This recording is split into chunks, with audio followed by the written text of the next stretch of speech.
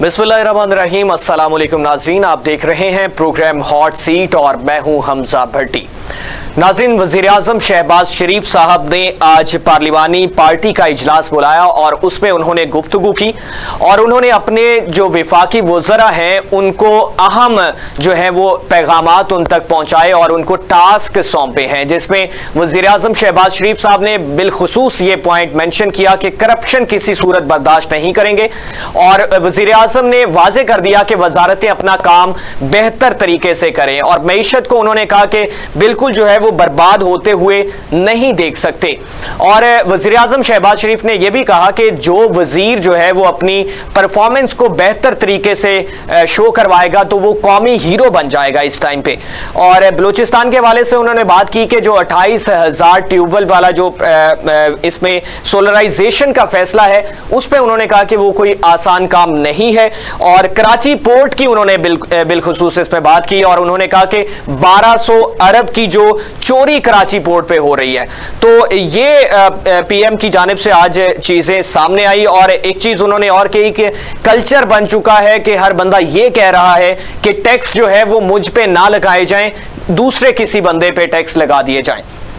तो इस पे बात करेंगे। और दूसरी जानिब पाकिस्तान ने गैर कानूनी मुकीम गैर मुल्कियों की वापसी का ऑपरेशन जो है उसको मुअत्तल कर दिया है और इसमें पाकिस्तान के दौरे के दौरान कमीशन सरबरा जो थे ऑपरेशन उनको यकीन दहानी करवाई गई थी कि ये मुअत्तल कर दिया जाएगा और इस पे अमल दरामद भी करवा दिया गया है और इसकी तस्दीक भी कर दी गई है जो इसमें मामला सामने आया है। और तीसरा इसमें ऐड करेंगे, पाकिस्तान में जो है वो ECO इजलास का दावतनामा मोदी सरकार को पहुंचा, लेकिन जो भारत के दफ्तर खारिजा हैं उनकी जानिब से ये पैगाम आ चुका या जवाब आ चुका कि मोदी इसमें जो है वो शिरकत नहीं करेंगे। उनकी निजी मसरूफियत उन्होंने रीज़न बताई है। अक्टूबर में ये जो इजलास होने जा रहा है, कॉन्फ्रेंस होने जा रही है। माजी में वज़ीर खारिजा बिलावल भुट्टो जरदारी साहब ने इसमें शमूलियत की थी जो भारत मेज़बानी कर रहा था। इस दफ़ा पाकिस्तान मेज़बानी पे है और जो मोदी हैं प्राइम मिनिस्टर भारत के, वो इसमें शामिल नहीं होंगे और मुमकिन तौर पर वहाँ पे उनके फॉरेन से कोई और मिनिस्टर जो है वो यहां पे शामिल हो सकते हैं। और एक चीज और, कल भी हमने प्रोग्राम में वो चीज ज़ेरे बहस लाए हम कि जो कॉल टैपिंग वाला सिस्टम जो है उस पे आज लाहौर हाई कोर्ट में दरखास्त दायर कर दी गई है। तो ये एक तरफ आजादी राय और अपनी प्राइवेसी की बात की जाती है, जो सेक्शन है वो इजाजत देता है हर पाकिस्तानी को, तो दूसरी जानिब ये कॉल टैपिंग वाला मामला जो है इस पे जो है वो हुकूमत ने इसकी मंजूरी दी और इस पे अब जो है दरखास्त भी दायर हो चुकी है। नदीम चौधरी साहब हमारे साथ मौजूद हैं। नदीम साहब बहुत शुक्रिया आपका। नदीम साहब जानना चाहूंगा, प्राइम मिनिस्टर शहबाज शरीफ जो हैं उनकी जानिब से ये पैगामात सामने आए हैं वज़रा के लिए, किस नजर से देखते हैं इसको? अच्छा, एक तो बहुत शुक्रिया स्टार एशिया चैनल की तरफ से कि उन्होंने मुझे इस हवाले से एक अहम मौजू पर गुफ्तगू की दावत दी। देखना यह है कि प्राइम मिनिस्टर ऑफ पाकिस्तान इस हवाले से कि उनकी हुकूमत बेहतर कारकर्दगी करे। उनके पास चूंकि उनकी एक मखलूत हुकूमत है और बहुत से वज़रा ऐसे हैं जिनके ऊपर उनके तहफ़्फ़ुज़ात भी हैं, तो इसलिए वो कैबिनेट की जब भी मीटिंग होती है वो तमाम की कारकर्दगी को ना सिर्फ चेक करते हैं बल्कि उसके ऊपर उनका फोकस भी बहुत ज्यादा होता है। तो ये एक लाभहाला सी बात है कि कैबिनेट की कारकर्दगी को देखना, उसको बढ़ाना ना सिर्फ प्राइम मिनिस्टर की अहम जो है वो जिम्मेदारी है, बल्कि इन हालात में जबकि महंगाई बहुत ज्यादा हो चुकी हुई है और हुकूमत के खिलाफ एहतजाज कहीं ना कहीं कोई ना कोई सिलसिला जारी रहता है, इस सिलसिले में कैबिनेट को अपनी जिम्मेदारियां अगर ऐसे तरीके से वो निभाएंगे तो हुकूमत की गुडविल बनेगी। अगर तमाम मिनिस्टर चाहे वो मखलूत हुकूमत से, पीपल्स पार्टी इधर उधर से जितने भी हैं, और बहुत से ऐसे हैं जो जिनकी पार्टी कोई नहीं लेकिन वो हुकूमत में अहम जिम्मेदारियां संभालते हैं, तो अगर उनके हवाले से उनकी कारकर्दगी सामने नहीं आएगी तो हुकूमत को अवाम की तरफ से एक टफ टाइम मिलेगा। उस टफ टाइम को खत्म करने के लिए प्राइम मिनिस्टर इसलिए जोर देते रहते हैं। लेकिन दूसरी बात यह है कि आगे अब चूंकि मुहर्रमुल हराम शुरू हो चुका हुआ है और दहशतगर्दी के खतरात बहुत ज्यादा हैं, ये जो प्राइम मिनिस्टर ने इस हवाले से सख्ती की है उसका एक मकसद ये भी है कि आगे आने वाले दिनों में कोई दहशतगर्दी के जो खतरात हैं तो कैबिनेट अगर अपने तौर पे मुतहरक रहेगी, मिनिस्टर मुतहरक रहेंगे तो दहशतगर्दी के खतरात से भी निपटा जाना चाहिए। तो वो इसी सिलसिले में वो दूसरा ये है कि आपको ये इल्म होना चाहिए कि हमारे मुआशी मसाइल की वजह से IMF का प्रोग्राम लेना हमारे लिए अच्छा खासा मुश्किल हुआ है और बाज़ दोस्त ममालिक हमें इस हवाले से बहुत ज्यादा जो फेवर दे रहे थे पहले, अब उस वक्त से फेवर हमें नहीं मिल रही। तो जब तक कैबिनेट अपनी जिम्मेदारी पूरी नहीं करेगी, हुकूमत माशी मसाइल से भी नहीं निकल सकेगी और आलमी सतह का उसकी ताक भी बहाल नहीं होगी। तो इस सारे पर्सपेक्टिव में देखा जाए तो ये एक पॉजिटिव अमल है प्राइम मिनिस्टर ऑफ पाकिस्तान की तरफ से, लेकिन अवाम को जब तक बराह रास्त रिलीफ नहीं मिलेगा, मिनिस्टर चाहे एक्टिव हो जाए, काबीना एक्टिव हो जाए, उस हवाले से अवाम के जो जज्बात हैं और जो एहतजाज की मुख्तलिफ इलाकों से और मुख्तलिफ सूबों से जो कालें चल रही हैं उनमें कमी खत्म होती नजर नहीं आती। अच्छा चौधरी साहब, इसमें कराची पोर्ट का प्राइम मिनिस्टर ने जिक्र किया और इसी तरह हम हाल ही में कुछ दिनों से ये चीज़ें देखते आ रहे हैं कि पंजाब है तो वो KP पे इल्ज़ामात कर रहा है, सिंध है तो वो KP पे। तो अब प्राइम मिनिस्टर के कल अब बिलावल भुट्टो जरदारी साहब जो हैं उन्होंने भी ये बात बावर करवाई PMLN को कि वफाक गवर्नमेंट जो है वो PPP के वोटों पर खड़ी है और आज प्राइम मिनिस्टर की जानिब से कराची पोर्ट का जो है वो बिलखुसूस इसमें करना, पॉइंट आउट करना, तो इसको आप क्या समझते हैं? सर एक चीज तो बहुत वाज़ेह है और वो हर किसी को उसका इल्म भी है कि ये एक कमजोर तरीन हुकूमत है और मखलूत हुकूमत है। जाहिर है नून लीग के पास वाज़ेह अक्सरियत नहीं है, इसलिए बिलावल भुट्टो जरदारी साहब जो फरमा रहे हैं उनके वो जब भी कोई चीज मनवाना चाहते हैं वो दबाव में लाने के लिए इस तरह के बयान देते हैं। अगर उन्होंने ऐसा बयान दिया तो वो आप ये समझ लें कि वो ना हुकूमत से कोई एक्स्ट्रा ऑर्डिनरी फेवर लेना चाह रहे हैं, एक बात। दूसरी बात ये है कि प्राइम मिनिस्टर ऑफ पाकिस्तान ने जो कराची पोर्ट के ऊपर 1200 अरब रुपए की चोरी का जिक्र किया है, तो कराची और सिंध ये तो मुकम्मल तौर पर पीपल्स पार्टी के कंट्रोल में है और अगर प्राइम मिनिस्टर वहां पे 1200 अरब रुपए की चोरी का जिक्र करें तो इसका सीधा सीधा मतलब है कि वहां पे पिछले 15 साल में जिसकी हुकूमत है उसके ऊपर इल्जाम सवालिया निशान। तो ये इल्जाम दर इल्जाम वाली बात है। अगर प्राइम मिनिस्टर ने ऐसी बात की तो बिलावल भुट्टो जरदारी ने उसका जवाब दिया, क्योंकि वो समझते हैं कि कराची और सिंध जो है वो उनकी डोमेन में है, चाहे वहां पे चोरी हो चाहे वहां पे मुनाफा हो, वहां पे जो कुछ भी हो वो नहीं समझते कि इसके ऊपर किसी को उंगली उठानी चाहिए और खास तौर पर जब मखलूत हुकूमत हो तो बिल्कुल ही नहीं होना चाहिए। अच्छा चौधरी साहब, इसमें बिलावल साहब का जो इसमें जवाब है या रिएक्शन है वो एक्सपेक्ट कर रहे हैं। ये PM साहब की आज की गुफ्तगू है, लेकिन बिलावल साहब ने ये कल जो है वो बात की थी जो गवर्नमेंट के हवाले से कहा था उन्होंने। तो मैंने सबसे पहले यही बात की ना कि बिलावल भुट्टो जरदारी साहब हुकूमत से कोई एक्स्ट्रा ऑर्डिनरी फेवर चाह रहे हैं, तो इसलिए ये दबाव में लाने के लिए ऐसी बात करते हैं और इसमें शक भी कोई नहीं। अगर पीपल्स पार्टी आज अलग होती है तो मरकजी हुकूमत तो धराम से गिर जाएगी। तो वो अगर धमकी भी देते हैं तो उनकी धमकी खाली पीली धमकी नहीं है, उसके पीछे एक मजबूत दलील मौजूद है। ठीक है, ठीक है। चौधरी साहब, पाकिस्तान ने गैर कानूनी मुकीम जो गैर मुल्की थे उनके वापसी का ऑपरेशन जो है उसको मुअत्तल कर दिया है। पाकिस्तान ने वापसी का ऑपरेशन अक़वाम मुत्तहिदा के कमीशन बराए पनाह गज़ीन जो थे उनकी दरख्वास्त पर ये किया है और इसमें जो इसकी तस्दीक भी कर दी गई है जो UNHCR के सरबराह हैं उनकी जानिब से। तो क्या समझते हैं कि ये एकदम से इस तरह का जो ये स्टेप लेना और इसकी क्या रीजन हो सकती है कि ये वापसी का ऑपरेशन इसको मुअत्तल करना पड़ गया है? अच्छा, एक चीज ये जो तारकीने वतन की वापसी का ऑपरेशन था, इसको आप इस नजर से अगर आप देखेंगे तो इसकी बैकग्राउंड में जाना बहुत जरूरी है। ये तारकीने वतन है कौन? सर ये तारकीने वतन जो है उनमें 95% अफगानिस्तान से आए हुए लोग हैं, ये सारे अफगानी हैं। और ये अफगानी जो हैं जब पहली जंग रशिया की और अमेरिका की जंग आपस में हो रही थी अफगानिस्तान के अंदर, तो उसमें कुछ अर्सा तो पाकिस्तान न्यूट्रल रहा, लेकिन जैसे ही जनरल ज़ियाउल हक की हुकूमत आई और भुट्टो साहब को फांसी हो गई, तो उस फांसी के बाद मार्शल की हुकूमत ने अमेरिका को साथ देने का फैसला किया इस जंग में, और उसमें फिर खुलकर उन्होंने अमेरिका का साथ दिया। इस जंग के दौरान एक उन वक्तों में जो राउंड फिगर की जाती है, कम से कम 40 से 45 लाख के दरमियान वो अफगानी पाकिस्तान में आकर आबाद हुए। ठीक है। अब उनमें से एक बड़ी तादाद, आप ये देखें, इस बात को भी कम से कम 40 से 50 साल हो चुके हैं। उनकी 2 नस्लें जवान हो चुकी है। वो यहाँ पे ना सिर्फ पैदा हुए बल्कि उन्होंने यहाँ पे कारोबार भी किए। अब उनमें से जो लोग लीगल हो गए, जिन्होंने शादियां की, जिन्होंने शनाख्ती कार्ड बनवा लिए, या जिन्होंने पाकिस्तान के कवानीन के मुताबिक अपनी दस्तावेजात तैयार करके अपने आप को, वो तो लीगल हो गए, लेकिन जो लीगल नहीं हुए उनकी वापसी पे बहुत ज्यादा जोर था। दूसरा ये था कि जो पिछले दहशतगर्दी का मुशर्रफ के दौर में जो टन्योर गुजरा है, जिसमें अफगानिस्तान और अमेरिका की लड़ाई थी, उसमें फिर पाकिस्तान ने अमेरिका का साथ दिया, उन्होंने अफगानिस्तान का साथ नहीं दिया। तो इस जंग में भी बहुत से अफगानी गैर कानूनी तौर पर, यानी कि पाकिस्तान की मर्जी के बगैर इलीगल तरीके से सरहद पार करके पाकिस्तान में आबाद हुए।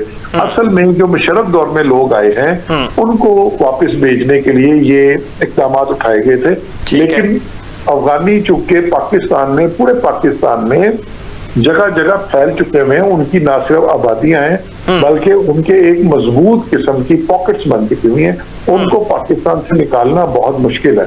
तो इस हवाले से ये इसके ऊपर तहफ़्फ़ुज़ात भी बहुत ज्यादा थे। बहुत सी सियासी जमातों ने, स्पेशली जमात इस्लामी, मौलाना फजलुर रहमान की जमात जो है, और पीटीआई ने इसके ऊपर अपने तहफ़्फ़ुज़ात का इज़हार किया था।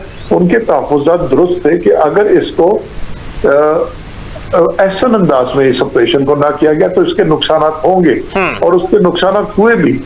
अब जो आजकल दहशतगर्द के वाक़यात हो रहे हैं, इसमें तारकीने वतन के खिलाफ जो ऑपरेशन हुआ है उसके बहुत से असरात हैं। अगर आप इसकी डेप्थ में जाएंगे तो बहुत सी बातें तफसील के साथ चैनल के ऊपर नहीं बयान की जा सकती, लेकिन वो जो पीछे हमने ऑपरेशन किया है, ये दहशतगर्दी के वाक़यात का उनके साथ बहुत गहरा ताल्लुक है।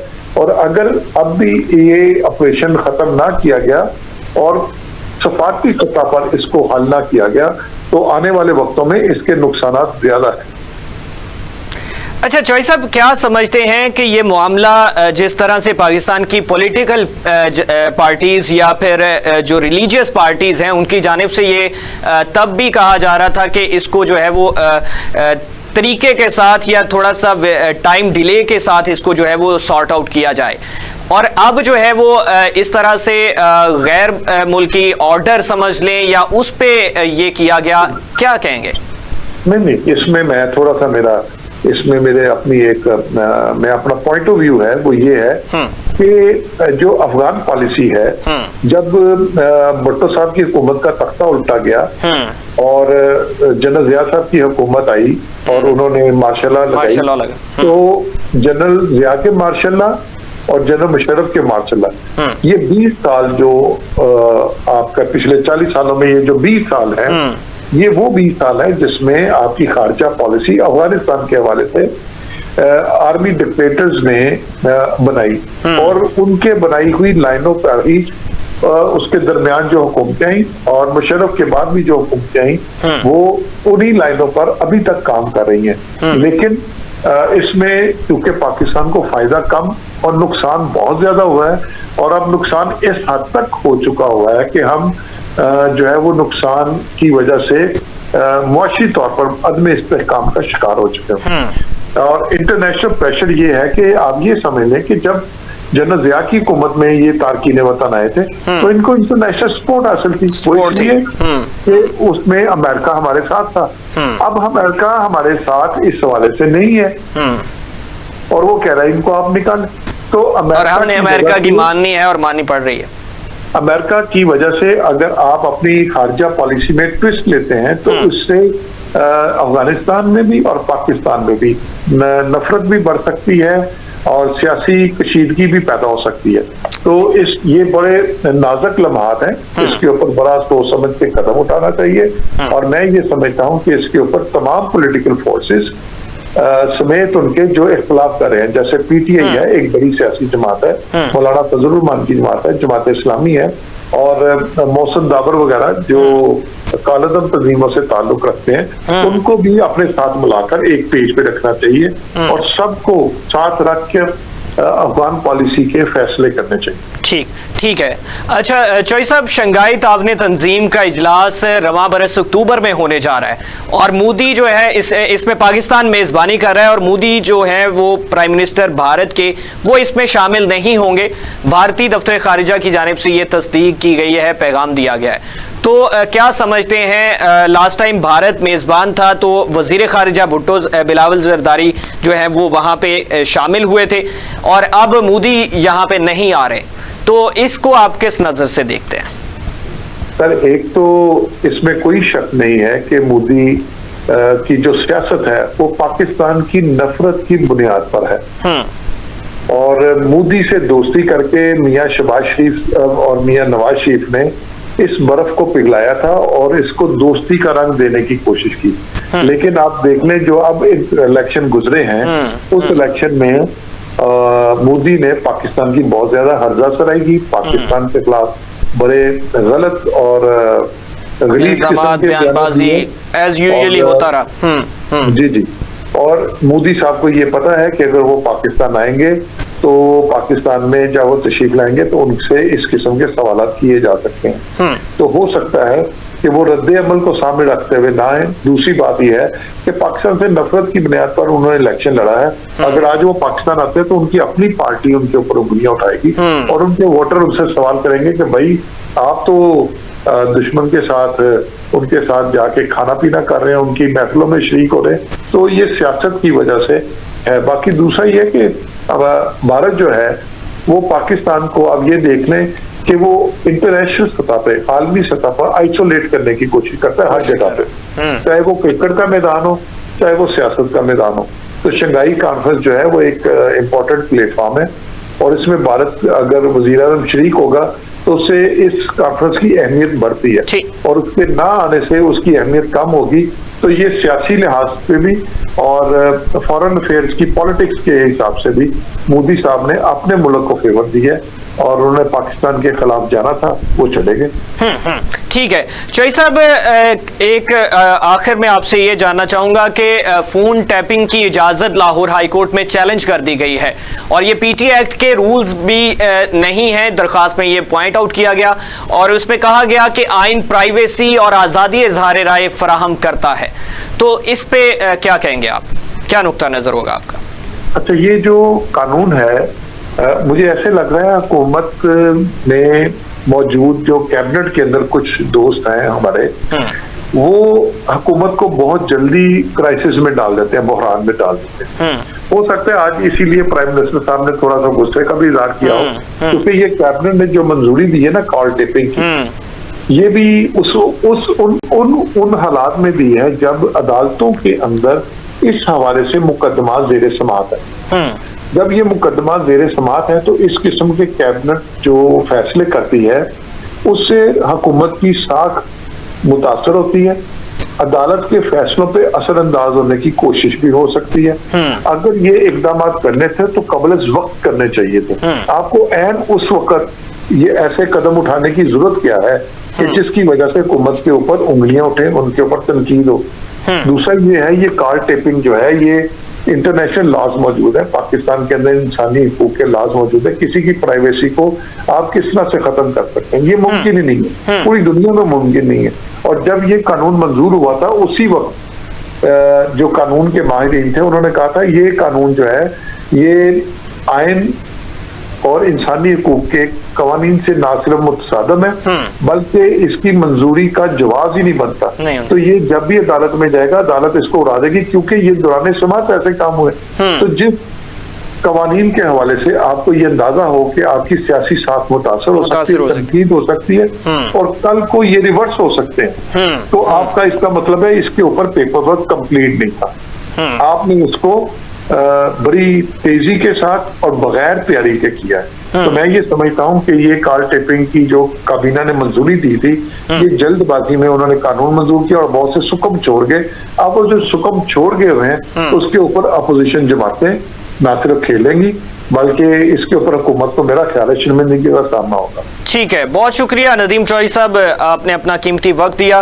नाज़रीन, ये तमाम तर सूरत हाल है जिसमें वज़ीर आज़म शहबाज शरीफ की जानिब से आज पार्लिमानी इजलास तलब किया गया और उसमें जो है गुफ्तगू की गई और वज़रा को जो है वो बिलखुसूस इसमें पॉइंट्स मेंशन करते हुए उनको जो है वो डायरेक्शंस बताई गई कि आपने किस तरीके से इस चीज़ को जो है वो टैकल करना है। मुहर्रमुल हराम की मुनासबत से सिक्योरिटी के हवाले से सख्त उन्होंने कहा है कि अपने इक़दामात और इंतजामात किए जाए और जहां पर विफाक की तरफ से मदद की जरूरत होगी, प्राइम मिनिस्टर ने कहा कि वहां पर विफाक आगे बढ़कर आपको सपोर्ट करे। एक्शन बताई कि अच्छे तरीके से परफॉर्म करेंगे तो कौमी हीरो बन जाएंगे और इस पे कल वाला एक जो है वो मामला कॉल टेपिंग वाला वो भी मद्देनजर रखेंगे और दीगर चीजें भी इसमें जानेंगे। पाकिस्तान मुस्लिम लीग नवाज के रहनुमा आसिफ बाजवा साहब हमारे साथ मौजूद हैं। बाजवा साहब, बहुत शुक्रिया आपका, आपने कीमती वक्त दिया। आपके महबूब प्राइम मिनिस्टर जो हैं उनकी जानिब से कुछ चीजें सामने आई हैं, जो डायरेक्शंस उन्होंने दी हैं विफाकी वज़रा को और काफी एग्रेसिव लग रहे थे, नाराजगी का इजहार कर रहे थे, क्या कहना चाहेंगे? बिस्मिल्लाहिर्रहमानिर्रहीम, आपका बहुत शुक्रिया, आपने मुझे वक्त दिया।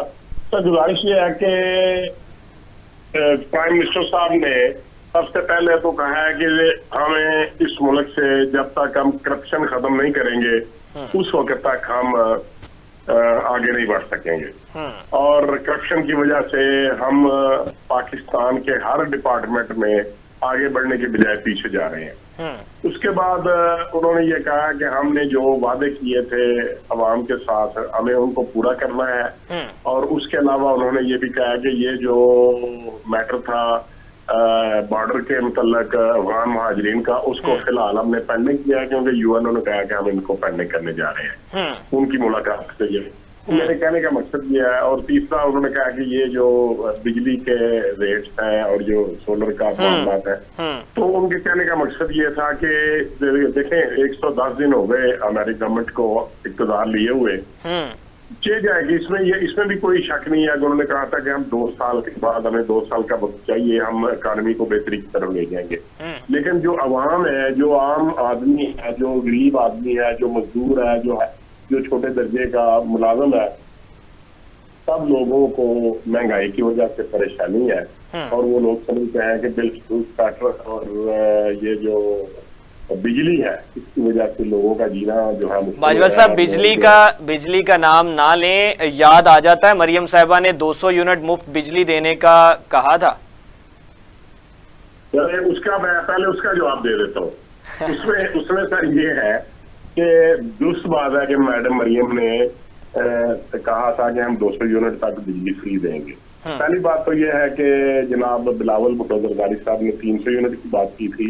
उन्होंने साथ ये भी कह दिया कि मैंने तब कहा था अगर मैं प्राइम मिनिस्टर होता तो मैं प्राइम मिनिस्टर होगा। हालांकि आप जैसे जो दानिशवर है उन्होंने उनको कहा कि नहीं मिस्टर बिलावल भुट्टो साहब आपने ऐसी कोई कंडीशन नहीं लगाई थी, आपने अनकंडीशनल कहा था। अच्छा, अब बात कर लेते हैं मरियम बीबी की कि आपने 200 यूनिट तक कहा था जी। लेकिन मैं ये समझता हूँ कि रिलीफ देना ही मकसद था और ये कोई जरूरी नहीं है कि वही बात की जाए, उसको चेंज भी किया जा सकता है। एक सेकंड ऑप्शन उन्होंने दिया है कि जिन लोगों को 200 यूनिट तक है उनको बिल्कुल फ्री ऑफ कास्ट जो है वो गवर्नमेंट जो है वो सोलर सिस्टम देने जा रही है और जो उससे बढ़ के है उनको 70% पे 75% जो है वो आम लोग देंगे पैसे और 25% जो है वो गवर्नमेंट देगी और वो भी जो पैसे 75% है वो भी बिल के हिसाब से लोगों से एक साथ ली जाएगी। 5 साल का टाइम पीरियड देने जा रहे हैं। तो मेरे कहने का मकसद ये है कि मैं ये समझता हूँ कि इसमें उनकी विल जो है वो पूरा काम कर रही है और मरियम नवाज जो है वो बड़ी इस मामले में विजिलेंट है और बड़ी सख्त मेहनत कर रही है कि हमने जो वादे किए थे, जो बातें हमने इलेक्शन कैंपेन में की थी, मेरा फर्ज बनता है कि हम उनको पूरा करें। और मेरा ख्याल है कि हम यकीनी तौर पे कम से कम सुबह पंजाब में हम फौरी तौर पे 200 यूनिट तक लोगों को बहुत ज्यादा रिलीफ देने जा रहे हैं। इसके अलावा प्राइम मिनिस्टर मियां शहबाज शरीफ साहब ने भी कहा कि 200 यूनिट तक के जो लोग हैं उनको हम 3 माह के लिए उनको डिस्काउंटेड रेट्स पे या सब्सिडाइज रेट्स पे बिजली फराहम करेंगे। ये भी मैं समझता हूँ कि फ्री देने से जो कि मुमकिन नहीं था। अब ये उसमें कुछ डिस्काउंट देने जा रहे हैं, मेरा ख्याल है वहां को कुछ ना कुछ तो रिलीफ मिलेगा और गरीब आदमी जो है शायद थोड़ा सा कुछ सांस ले सके, लेकिन अदरवाइज तो ऐसा मुमकिन नहीं है कि हम फौरी तौर पर लोगों बाजवा साहब, चीफ मिनिस्टर मरियम नवाज साहबा बेहतर हैं या फिर माजी में चीफ मिनिस्टर जो है शहबाज शरीफ साहब बेहतर रहे? ये बड़ा अच्छा सवाल है आपका। तो मैं ये समझता हूँ कि अब अभी तो वो कहते हैं ना, अभी तो पार्टी शुरू हुई है अभी तो पार्टी शुरू हुई है, 3 महीने हुए हैं। लेकिन बाजवा साहब, अवाम इतनी सी पार्टी से तंग आ गई है, हाथ खड़े हो गए हैं, कानों को हाथ लगा लिए हैं अवाम ने। ये बात आपकी दुरुस्त है, मैं आपसे एग्री करता हूँ कि अवाम को बिल्कुल कोई रिलीफ हम नहीं अभी तक दे सके। लेकिन मैंने सबसे पहले ये कहा कि हमारी पार्टी में, हमारे पार्टी के काबरीन में और बीइंग प्राइम मिनिस्टर और बीइंग चीफ मिनिस्टर, सब लोगों ने ये कहा है कि हमें 2 माह का वक्त दिया जाए, हम इंशाल्लाह इकोनॉमी में बेहतरी लाएंगे। और मैं ये समझता हूँ कि जिस तरीके से, जितनी मेहनत से, जितने जोश और जुनून के साथ और जिस जज्बे के साथ मियां शहबाज साहब और उनकी टीम वर्क कर रही है, मेरा ख्याल है कि हम यकीनन अवाम को रिलीफ देने में डिलीवर कर पाएंगे। अगर मेरी बात सुने, अगर ना हो सका, अगर हम ऐसा ना कर सके तो उसका मुल्क को भी नुकसान होगा, हमें भी नुकसान होगा। आपने देख लिया कि यूके में जो हाल हुआ, तो वहां पर लेबर पार्टी जो है 14 साल, अगर ना हो सका तो सीट भी छोड़ सकते हैं कि नहीं? नहीं, देखिए मैं ये बात नहीं करता कि हम सीट छोड़ देंगे, ऐसी कोई रवायत नहीं है और ना ही भागना चाहिए।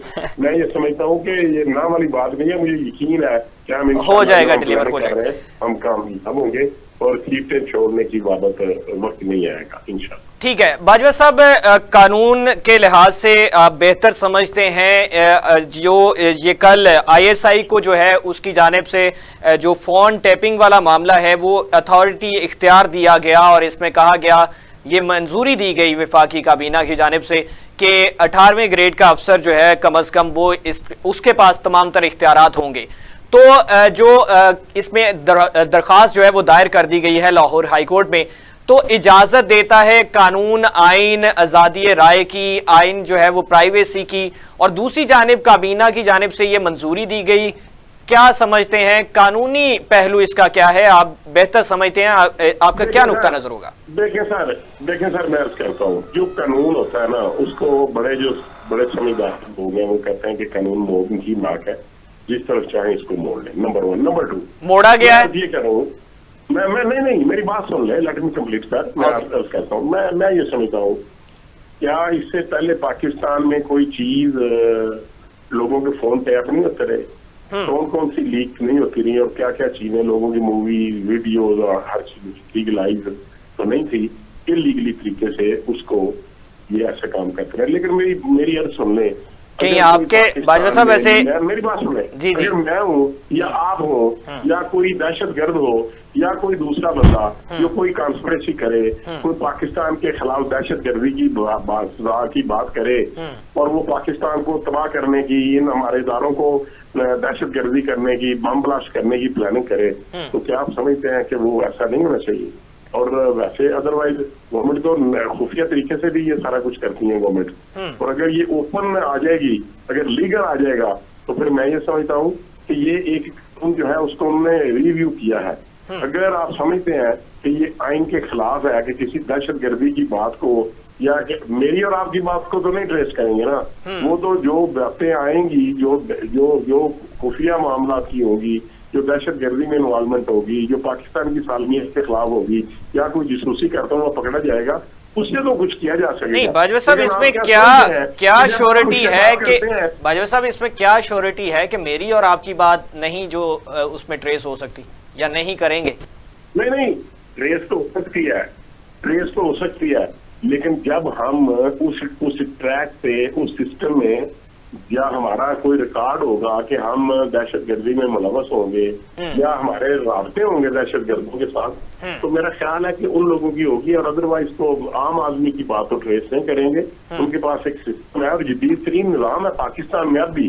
देखिए ये जियो फेंसिंग क्या है, कि कुछ फर्ज करें आप कराची में बैठे हुए हैं, मैं पंजाब में बैठा हूँ, मेरे खिलाफ एक आदमी एपी में जाके दरखास्त देता है कि ये यहाँ पे मुझसे इस आदमी ने मुझे दहशतगर्दी के लिए फंसाया या कोई बात की, तो मेरा जो जियो फेंसिंग होगी तो मेरा साबित होगा कि मेरा मोबाइल जो है वो दस्का के किस टावर से सिग्नल ले रहा था, तो ये तो पकड़ा जाएगा ना। जिसका भी झूठ होगा वो इसी तरीके से जब जो ये लोग जब क्रिमिनल लोग जो है वारदात करते हैं, दहशतगर्दी करते हैं, मिसाल के तौर पे एक शख्स है वो रात को 3 बजे डकैती करता है, वो आपको कहता है कि मैं कराची में नहीं था, मैं तो जी हैदराबाद में था, मुझे मेरा नाम गलत लिया गया है। तो क्या करती है पुलिस, वो जियो फेंसिंग करती है, वो उसका मोबाइल नंबर लेती है और उसकी कार ट्रेस करती है कि ये तो रात को 3 बजे कराची के जो वेरिफिकेशन हो जाती है उस चीज की। तो इस तरीके से मैं ये समझता हूँ ये एक जदीद सिस्टम है, और अगर हम ये चाहते हैं कि हम क्राइम को कंट्रोल करें या पार्टी को, और मेरी बात को रिकॉर्ड कर ले और आपकी बात को रिकॉर्ड कर ले, तो क्या फर्क पड़ेगा, मुझे बताएं क्या होगा। ठीक है बाजवा साहब, इसमें एक चीज पॉसिबिलिटी है कि इक्तदार बदलता है या अफसर बदलता है तो वो चीजें मिसयूज हो सकती हैं दूसरे मुखालिफीन के लिए, समझते हैं? मैं इस बात को ये वाइंड अप करिएगा बाजवा साहब, टाइम कम है। ये बात तो मैं बिल्कुल आज आपकी बात से एग्री करता हूँ कि अगर इस तरह की ब्लैकमेलिंग होगी तो फिर ये कानून जो है वो ये फिर नहीं होना चाहिए। ठीक है बाजवा साहब, बहुत लिमिटेशन होनी चाहिए। बहुत शुक्रिया बाजवा साहब, बहुत शुक्रिया। नाज़रीन, ये तमाम तर सूरत हाल है और इसमें आसिफ बाजवा साहब हमारे साथ मौजूद थे, नदीम चौधरी साहब हमारे साथ मौजूद थे। तो इस पे वज़ीर आज़म की जानिब से क्लियर जो है वो बात कर दी गई कि करप्शन की एक्सेप्टेंस नहीं है, मईशत को बर्बाद होते हुए नहीं देख सकते, और इसमें जो है वो डायरेक्शंस दी गई हैं वफाकी वज़रा को कि वो अपने काम को अच्छे तरीके से सर अंजाम देते रहें। अपने मेज़बान हमजा भट्टी को इजाज़त दीजिए, अल्लाह हाफ़िज़।